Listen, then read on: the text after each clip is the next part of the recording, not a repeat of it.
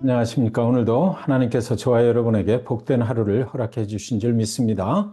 오늘 아침 주시는 말씀은 창세기 2장 15절에서 17절까지 말씀되겠습니다. 여호와 하나님이 그 사람을 이끌어 에덴 동산에 두어 그것을 경작하며 지키게 하시고 여호와 하나님이 그 사람에게 명하여 이르시되 동산 각종 나무의 열매는 네가 임의로 먹되 선악을 알게 하는 나무의 열매는 먹지 말라. 네가 먹는 날에는 반드시 죽으리라 하시니라. 아멘입니다. 그때 아담은 어디서 뭘 하고 있었을까요? 라는 제목으로 말씀을 나누겠습니다. 오늘날 세상은 참으로 혼돈 가운데 흘러가고 있는 것만 같습니다. 전쟁은 끊임없이 지속되고 있고 이곳저곳에서 총기 사건들이 얼마나 그렇게 많이 일어나는지 모릅니다. 무엇이 선이고 무엇이 악인지 분별하기가 어려운 세상 속에서 우리가 살아가고 있는 것, 그것만큼은 분명한 것 같습니다. 세계가 어울려서 함께 살아오던 그 시대가 끝이 나고 나라마다 이제는 자국의 이익이 최선인, 최우선이 되는 그런 시대를 살아가게 된 것입니다.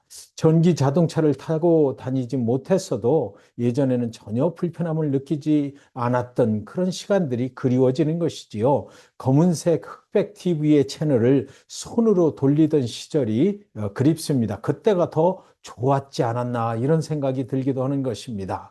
요즘에는 세상의 그 미래에 대한 어두운 예측들이 막 쏟아져 나옵니다. 우리는 어떻게 하든 흘러가는 이 시간을 좀 잡아두든지 아니면 옛날로 돌아가서 살았으면 좋겠다 이런 마음이 들기도 하는 것입니다. 물론 그것은 불가능한 일이지요. 흘러간 시간을 어떻게 다시 잡을 수 있고 돌아갈 수가 있겠습니까? 그러나 분명한 것은 이 혼돈의 시대에 우리는 하나님이 원하시는 가정을 지킬 수 있는 영적인 지혜가 있어야 한다는 것입니다. 오늘은 잠시 그래서 그 옛날 에덴의 동산으로 뒤돌아가 보도록 하겠습니다. 아담과 하와가 에덴 동산에 살고 있을 때 그곳의 날씨는 어떠했을까요? 처음에는 완벽한 날씨였을 것만 같습니다. 하지만 그들이 금지된 그 과일을 먹고 난 후에는 날씨는 아마 최악의 날씨로 바뀌었지 않을까요? 구름이 태양을 가립니다. 햇빛이 더 이상 밝게 비추이지 않는 것입니다. 오늘날 우리가 살아가는 어두움과 혼돈의 시대처럼 말입니다. 어두움이 내려앉은 그 에덴의 동산의 그 모습이 상상이 되시나요? 하와는 정말 그동안 나쁜 평을 받아왔습니다. 그러나 어떤 면에서는 하와보다 아담이 더 나쁜 평가를 받아야 하는 것 아니겠습니까? 뱀이 찾아와 말을 걸었을 때 대답을 한 사람은 하와였습니다. 뱀이 그들을 찾아와서 말을 걸고 있을 때 아담은 그렇다면 어디서 무엇을 하고 있었을까요? 아마 신선한 프레시 커피를 마시며 귀에는 이어폰을 꽂고 흥겨운 재즈 음악을 감상을 하고 있었을까요? 신문을 읽거나 아침 뉴스를 보고 있었을까요? 우리는 그 시간에 아담이 무엇을 하고 있었는지 정확하게 알 수는 없지만 분명한 것은 아담은 그 시간에 영적으로 깨어있지 못했다는 사실인 것입니다. 뱀이 말하기를 창세기 3장 1절에 하나님이 참으로 너희에게 동산 모든 나무의 열매를 먹지 말라 하시더냐라고 물었어요. 창세기 3장 2절 3절에 여자가 뱀에게 말하되 동산 나무의 열매를 우리가 먹을 수 있으나 동산 중앙에 있는 나무의 열매는 하나님의 말씀에 너희는 먹지도 말고 만지지도 말라 너희가 죽을까 하노라 하셨느니라 라고 대답을 했습니다. 그 대답은 사실 정확한 대답은 아니었지요. 창세기 2장 16절 17절에 보시면 동산 각종 나무의 열매는 네가 임의로 먹되 선악을 알게 하는 나무의 열매는 먹지 말라 네가 먹는 날에는 반드시 죽으리라 하시니라. 하나님은 만지는 것에 대하여 말씀하시지 않으셨지만 하와는 하나님의 말씀을 자기 나름대로 확대 해석을 해서 대답을 했던 것 같습니다. 하와는 인류 역사상 가장 처음으로 하나님의 말씀으로 설교를 한 사람이지요. 하나님의 말씀에 순종하기 위해서 나무의 실과를 만지지도 말아야 한다라고 삶에 적용을 시키는 설교를 해버린 것 같습니다. 아마도 하와의 생각에 사람이 열매를 만지는 순간 그 다음에는 또 먹고 싶은 유혹을 받게 될 것이니까 아예 처음부터 만지지도 말아야 된다라고 그 말씀을 해석을 하고 적용을 하려 했던 것은 아닐까요? 뱀과의 대화가 잘못된 것은 아닙니다. 먹지 않으려면 만지지도 않아야 하는 것 아니겠습니까? 그러나 그날 하와의 설교는 하나님의 말씀을 자기의 생각에 옳은 대로 해석하는 오류를 범하고 말았던 것입니다. 여러분, 하나님의 말씀을 잘못 해석하는 곳에 사탄이 역사하는 것이에요. 그날 하와의 설교를 들은 청중은 뱀이었습니다. 가장 가까이 살고 있었던 아담은 그날 그 예배에 참석하지 않았던 것이에요. 사랑하는 여러분, 하와가 실수한 것은 분명합니다. 그러나 또 한 가지 분명한 것은요, 하나님의 말씀을 직접 들은 사람은 하와가 아니고 아담이었다는 사실입니다. 하나님은 그 가정에 하와를 허락하시기 전에 그 말씀을 아담에게 먼저 하셨던 것이에요. 그러니까 아담은 그 말씀을 하나님으로부터 직접 들은 사람이고 하와는 아담으로부터 그 말씀을 전해 들은 사람이라는 것이지요.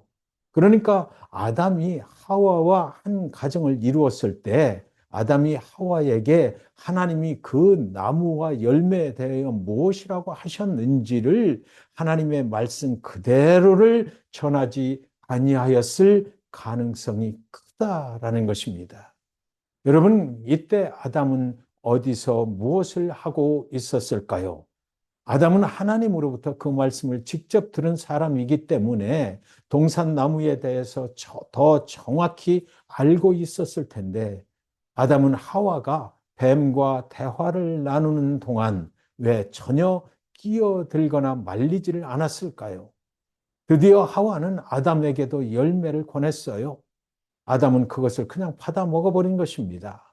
하나님이 동산에 거닐러 나오셨을 때 그제서야 아담은 목소리를 높여서 말하는데 창세기 3장 12절에 아담이 이르되 하나님이 주셔서 나와 함께 있게 하신 여자 그가 그 나무 열매를 내게 줌으로 내가 먹었나이다. 아담은요, 그렇게 되기까지 자신이 전혀 그 일에 무관심했다라는 말은 쏙 빼먹어 버린 것입니다. 그 말은 하지 않은 것이에요. 그 사건이 벌어지던 날 아담이 한 유일한 말은 저 여자 때문에 내가 먹었습니다. 라는 말 한마디뿐이었습니다. 아담은 하와가 뱀과 대화를 하고 있을 때 이미 잘못되고 있다는 것을 알았을 것이에요. 아담은 하와가 권하는 열매를 먹지 않을 수도 있잖아요. 하나님이 이건 먹으면 안 된다고 했어라고 그는 안 먹을 수도 있었던 것입니다. 그러나 그는 하와에게 그게 아니다라고 하와를 말리지도 않았고 그 열매를 그냥 받아 먹어버렸던 것입니다. 그리고는 하와 때문이라고 변명을 했던 것이지요. 그날 밤 에덴의 동산을 떠나는 두 사람의 모습이 상상이 되시나요? 다시는 되돌릴 수 없는 상황이 되어버리고 만 것입니다. 에덴의 동산을 떠나면서 여러분 하와는 아담에게 왜 당신이 그게 아니야라고 나를 말리지 않았어? 당신은 정확하게 알고 있었잖아. 당신은 나보다 더 잘 알고 있었으면서 모르는 척, 왜 모르는 척 한 거야? 라고 아담을 원망을 하지 않았을까요? 아담이 그때 하와를 말리기만 했더라도 이런 일은 벌어지지 않았을 텐데요. 사랑하는 여러분, 오늘은 Father's Day 아버지의 날입니다. 한 가정을 책임을 지는 아버지들의 수고를 인정하고 감사를 표하는 날인 것이지요. 오늘 아침 한 가정의 아버지가 되시는 성도님하고 전화 통화를 하는 중에 오늘은 Father's Day입니다. 축하드립니다. 그랬더니 아, 목사님 그거 아세요? Mother's Day는 Mother's Day이고요. Father's Day도 Mother's Day인 거 그거 아시지요? 라고 하셔서 듣고 보니까 서로 동감이 되어서 그러네요. 하며 껄껄껄 웃은 적이 있습니다. 그러나 여러분, Father's Day가 Mother's Day라고 해도 우리는 그 가정을 지킬 책임이 분명히 아버지들에게 있다는 것을 알아야만 합니다. 그날 아담은 어디서 무엇을 하고 있었을까요? 라는 질문이 우리 가정에 다시는 일어나면 안 되기 때문이지요. 베드로전서 3장 7절에 남편들아 이와 같이 지식을 따라 너희 아내와 동거하고 그를 더 연약한 그릇이요 또 생명의 은혜를 함께 이어받을 자로 알아 귀히 여기라. 이는 너희 기도가 막히지 아니하게 하려 함이라 그랬습니다. 남편들은 하나님에 대하여 아내보다 더 많이 알고 있어야만 하는 것입니다. 그래야 하나님의 마음으로 아내와 가족들을 돌볼 수 있기 때문이지요. 그래야 아내와 자녀들을 그리고 가족들을 영원한 생명의 나라로 인도할 수 있기 때문인 것이에요. 아담처럼 무관심한 남편이 되어서는 안 된다는 것입니다. 가정에서 남편이 먼저 하나님의 은혜를 많이 입어서 하나님께 사랑하는 아내와 자녀들과 가족들을 위해서 하나님 앞에 축복의 기도를 하는 그런 남편이 되어야 한다는 것입니다. 우리 아버지들이 하나님께서 우리들에게 맡겨주신 가정을 영적으로 잘 인도하는 그런 아버지들이 다 되실 수 있기를 바랍니다. 아담처럼 바라만 보고 따라만 가는 것이 아니라 한 가정의 영적인 목자로 온전하게 서서 그 가정을 하나님이 허락하신 아름다운 에덴의 동산에 영원히 거하는 축복의 길로 인도해 가는 믿음이 좋은 믿음직스러운 아버지들이 다 되실 수 있기를 이 아침에 주님의 이름으로 간절히 축원드리는 것입니다. 기도하시겠습니다. 거룩하신 하나님 아버지, 우리가 하나님을 아버지라고 부릅니다.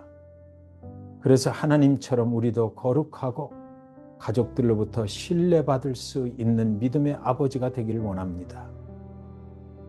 허락해 주신 아내로부터 나는 언제나 당신을 믿습니다라는 소리를 듣는 남편이 되기를 원합니다. 사랑하는 자녀들이 우리 아빠는 정말 하나님을 사랑하는 좋은 아빠야. 우리는 아빠의 말씀을 믿고 따를 거야 라는 그 축복의 소리를 듣는 아버지가 되고 싶습니다. 하나님이 한 가정의 목자로 세워주신 것을 믿고 목자로서 맡겨주신 우리 가정의 영혼들을 하나님의 마음으로 잘 양육하고 인도해가는 선한 목자의 축복을 허락해 주시옵소서. 모든 가정들의 선한 목자가 되시는 예수님의 이름으로 간절히 기도하옵나이다. 아멘.